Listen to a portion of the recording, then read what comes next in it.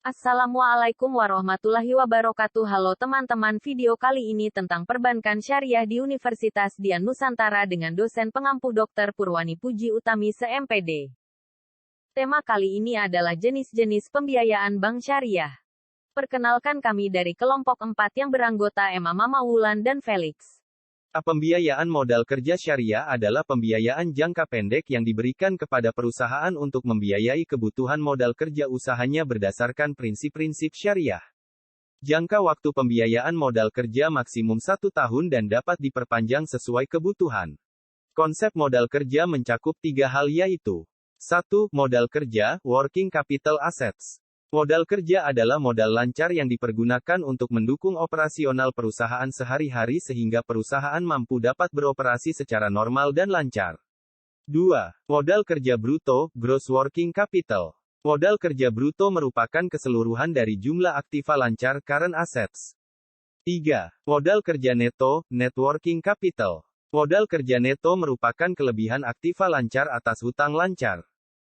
Penggolongan modal kerja. Berdasarkan penggunaannya, modal kerja dapat dibedakan menjadi dua golongan yaitu 1. Modal kerja permanen, berasal dari modal sendiri atau dari pembiayaan jangka panjang.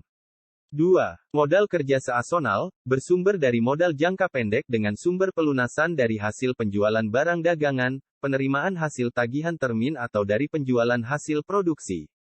Unsur-unsur modal kerja. Unsur-unsur modal kerja terdiri atas komponen-komponen alat liquid cash piutang dagang receivable, dan persediaan inventory. B. Pembiayaan investasi syariah adalah pembiayaan jangka menengah atau jangka panjang untuk pembelian barang-barang modal yang diperlukan untuk 1. Pendirian proyek baru. 2. Rehabilitasi. 3. Modernisasi. 4. Ekspansi. 5. Relokasi. Pembiayaan investasi adalah fasilitas pembiayaan yang diberikan kepada perorangan, badan usaha maupun badan hukum untuk kebutuhan investasi. Pembiayaan investasi adalah produk pembiayaan yang akan membantu kebutuhan investasi usaha sehingga mendukung rencana ekspansi yang telah disusun. Akad yang digunakan adalah akad murabahah, mudarabah, dan musyarakah.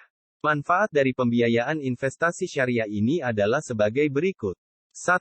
Membiayai kebutuhan nasabah dalam hal kebutuhan investasi baik untuk investasi pembiayaan jangka menengah maupun investasi pembiayaan jangka panjang. 2. Digunakan antara lain untuk pembelian inventory baik, berupa bahan baku, raw material, maupun barang dagangan, trading goods. 3. Kebutuhan investasi operasional serta untuk aktivitas produktif lainnya. C. Pembiayaan konsumtif syariah. Menurut Adiwarman Akarim, pembiayaan konsumtif adalah jenis pembiayaan yang diberikan untuk tujuan di luar usaha dan umumnya bersifat perorangan. Pembiayaan konsumtif diperlukan oleh pengguna dana untuk memenuhi kebutuhan konsumsi dan akan habis dipakai untuk memenuhi kebutuhan tersebut yang pada umumnya bersifat uang. Menurut jenis akadnya dalam produk pembiayaan syariah, pembiayaan konsumtif dapat menjadi 5 bagian yaitu 1. Pembiayaan konsumen akad murabadah. 2. Pembiayaan konsumen akad IMBH. 3. Pembiayaan konsumen akad ijarah. 4. Pembiayaan konsumen akad istisna. 5. Pembiayaan konsumen akad qard plus ijarah. Tujuan pembiayaan konsumtif. Tujuan pembiayaan pada dasarnya terdapat 2 fungsi yang saling berkaitan dari pembiayaan yaitu, profitability dan safety. Profitability bertujuan untuk memperoleh hasil dari pembiayaan berupa keuntungan yang diraih dari bagi hasil yang diperoleh dari usaha yang dikelola bersama nasabah. Safety atau keamanan prestasi atau fasilitas yang diberikan harus benar-benar terjamin sehingga tujuan profitabilitas dapat benar-benar tercapai tanpa hambatan yang berarti. D. Pembiayaan sindikasi. Pembiayaan sindikasi. Pembiayaan sindikasi syariah adalah pemberian pembiayaan bersama antara sesama bank syariah atau antara bank syariah dengan bank konvensional kepada satu nasabah, yang jumlah pembiayaannya terlalu besar apabila diberikan oleh satu bank syariah saja. Sindikasi ini mempunyai tiga bentuk, yakni 1. Lead syndication, yakni sekelompok bank yang secara bersama-sama membiayai suatu proyek dan dipimpin oleh satu bank yang bertindak sebagai leader. 2. Club deal, yakni sekelompok bank yang secara bersama-sama membiayai suatu proyek, tapi antara bank yang satu dengan yang lain tidak mempunyai hubungan kerja sama bisnis dalam arti penyatuan modal. 3. Subsyndication, yakni bentuk sindikasi yang terjadi antara suatu bank dengan salah satu bank peserta sindikasi lain dan kerja sama bisnis yang dilakukan keduanya tidak berhubungan secara langsung dengan peserta sindikasi lainnya.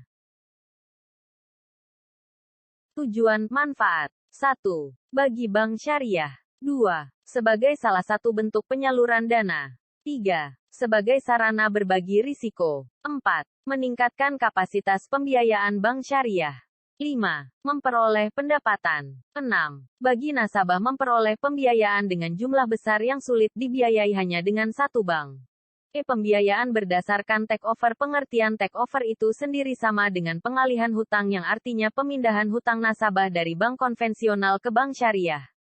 Transaksi takeover tak hanya di bank konvensional namun terdapat pula di bank syariah. Bank syariah mengklasifikasikan hutang nasabah kepada bank konvensional menjadi dua macam, yakni hutang pokok plus bunga, dan hutang pokok saja.